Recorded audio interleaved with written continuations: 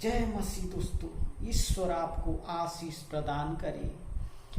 बहुत बार लोगों से सुनने को मिलता है कि वे प्रार्थना तो करते हैं परंतु ईश्वर उनकी प्रार्थना नहीं सुनता। वे उपवास भी करते हैं, मन्नत भी मानते हैं परंतु ईश्वर उनकी प्रार्थना नहीं सुनता। परंतु आज मैं उन लोगों के लिए प्रार्थना तथा वचन प्रदान करना चाह रहा हूं जो आज का इस वचन को सुनने के द्वारा उनके जो प्रार्थना नहीं सुनी जाती, डेफिनेटली 100% उसकी प्रार्थना ईश्वर सुनेगा।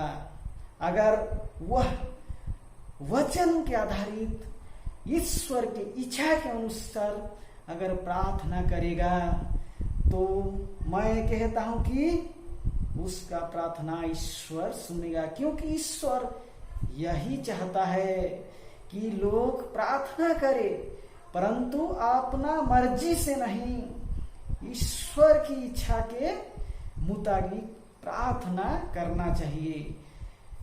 परंतु लोग क्या करते हैं, जो उनके मन में आता है, जो वे सोचते हैं वैसे ही वे प्रार्थना कर बैठते हैं। वे क्या करते हैं, अपने स्वार्थ के लिए, लोग अपने स्वार्थ के लिए प्रार्थना करते हैं, इसलिए ईश्वर नहीं सुनता। परंतु आप बचपन से प्रार्थना करते आए हुए होंगे, आप बहुत बार प्रार्थना करके आए होंगे। अगर आपका प्रार्थना आज तक ईश्वर नहीं सुना है तो उसका कोई वजह हो सकता है।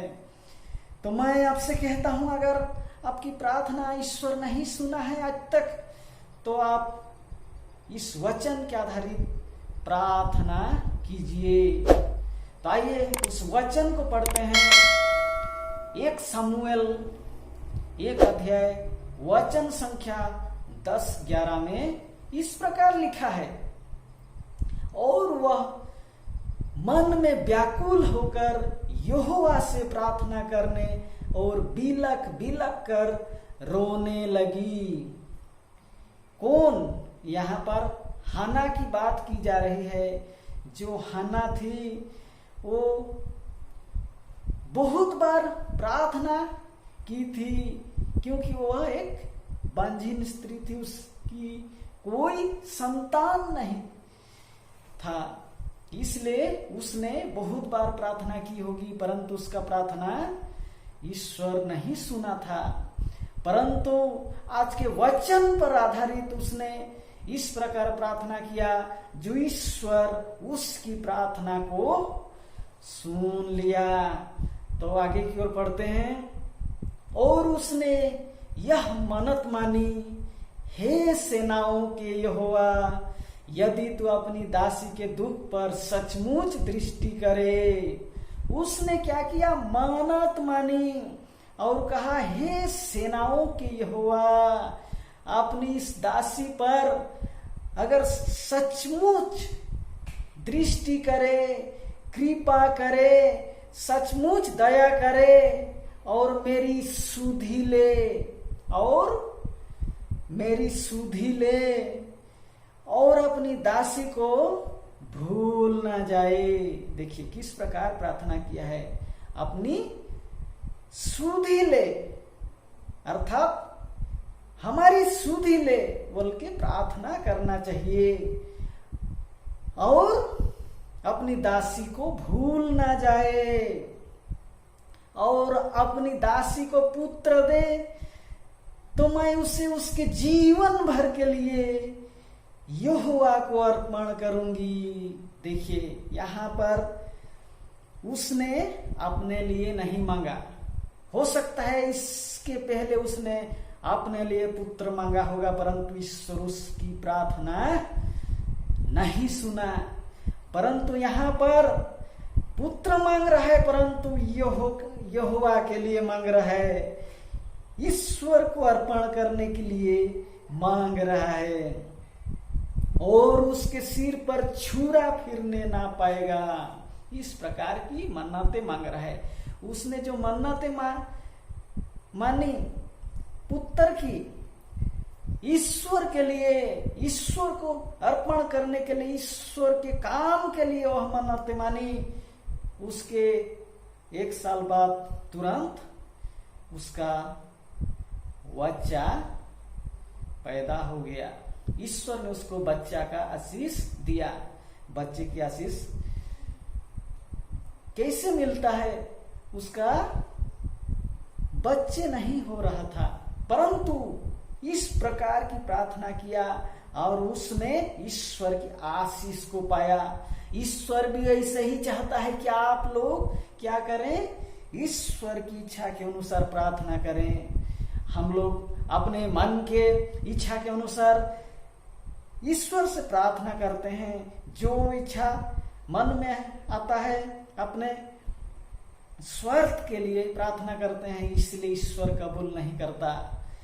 तो मैं विश्वास करता हूं कि आपको इस वचन के द्वारा कैसे प्रार्थना करना है ईश्वर को और ईश्वर से आशीष लेना है आप जान गए होंगे।